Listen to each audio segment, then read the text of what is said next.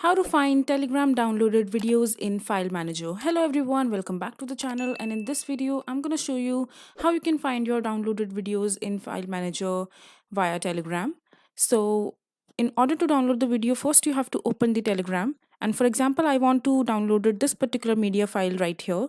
So all you have to do is just click on the download icon at the left hand side of the video itself, and as you can see that the video has start downloading.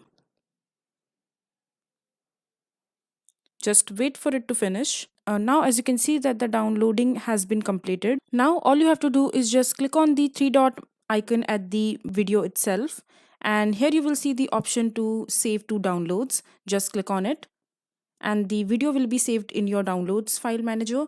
And now all you have to do is just open your file manager and click on videos, and on the top you will see your video. You just have to play it to see if it is the right one. Just choose any of the player and there you go. And this is how you will be able to find your Telegram downloaded videos in your file manager. I hope you find this video to be helpful. So that is it for this video. If you find this video to be helpful, make sure to hit that like button and don't forget to subscribe to our channel for more such informative videos, and I'll see you the next time.